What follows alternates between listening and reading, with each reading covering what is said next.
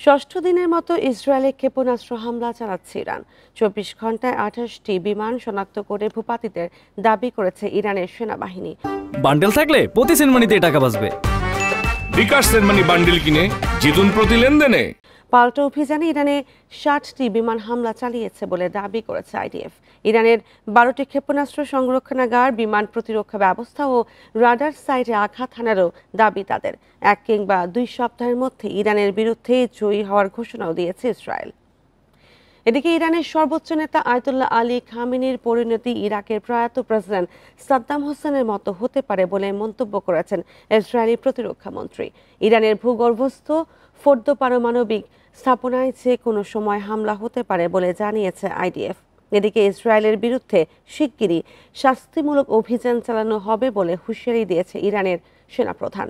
চলমান যুদ্ধে ইসরায়েলকে পরাজিত করার হুমকি দিয়েছেন ইরানের প্রতিরক্ষা মন্ত্রণালয়ের মুখপাত্র রেজা তালাইনিক। ইরান ইসরায়েল সংঘাত নিয়ে প্রথমবারের মতো গভীর উদ্বেগ প্রকাশ করেছে চীন, আর ইসরায়েল সংঘাত বন্ধে আগ্রহী নয় বলে মন্তব্য করেছে রাশিয়া।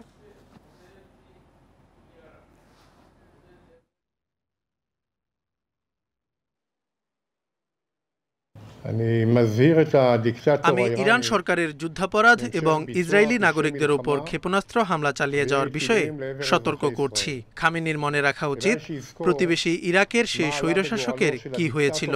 আক্রমণ বন্ধ না করলে ইরানের শাসক গোষ্ঠী এবং সামরিক লক্ষ্যবস্তুর বিরুদ্ধে অভিযান অব্যাহত রাখবে ইসরায়েল।